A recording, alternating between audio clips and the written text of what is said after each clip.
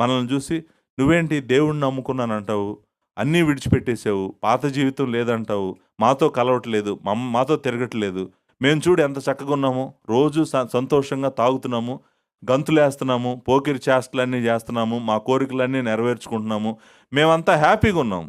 నువ్వే ఏమీ లేనోడిలాగా, పిచ్చోళ్ళలాగా ఎంతసేపు బైబిల్ పట్టుకొని ప్రార్థన అంతా చర్చికి పోతున్నావు నువ్వు. మా జీవితం చూడు బాగుంది కదా, నీ జీవితం ఏం బాగుంది, నీ జీవితంలో ఏముందని వాళ్ళు అనుకుంటమే కాదు, అనుకుంటూ వాళ్ళు ఏమంటున్నారంటే ఆఖరికి ఏం జరుగుతుంది, నాకేం జరుగుతుందో నీకు కూడా అదే జరుగుతుంది. నేను చచ్చిపోతున్నా, నువ్వు కూడా చచ్చిపోతున్నావు. నువ్వు బ్రతికినంతకాలం నేను అట్లీస్ట్ ఎంజాయ్ చేసి చచ్చిపోతున్నాను, నువ్వు ఎంజాయ్ చేయకుండా చచ్చిపోతున్నావు. నువ్వు చచ్చిపోతున్నావు, నేను చచ్చిపోతున్నాను.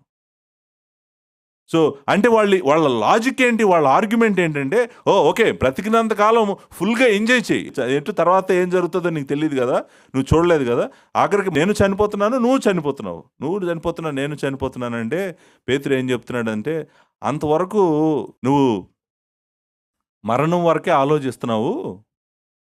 నీకు తెలియని విషయం ఏంటంటే మరణం తర్వాత అయినా నువ్వు ఆయన దగ్గర నుంచి తప్పించుకోవు. నువ్వు చనిపోయిన తర్వాత మన ఇద్దరం చనిపోతున్నాము, నీ లాజిక్ బయటికి చూడటానికి బాగానే ఉంది, కానీ దాంట్లో ప్రాబ్లం ఏంటంటే నువ్వు చనిపోయిన తర్వాత మరి తీర్పులో నిలబడాలి కదా.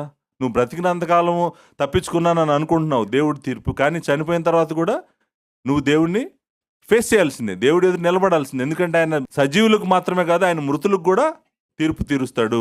నువ్వు తప్పకుండా తీర్పులో నిలబడతావు అనేటప్పటికీ ఇప్పుడు వాళ్ళకి అర్థమవుతుందో వీళ్ళు జీవితకాలము దేవుడితో నడిచింది ఎందుకంటే వీళ్ళకి మరణం తర్వాత దేవుని తీర్పు ఉంది కాబట్టి వీళ్ళు వాళ్ళ జీవితకాలం పరిశుద్ధంగా నడిచారు అనేటువంటిది వాళ్ళకి అర్థమవుతుందండి.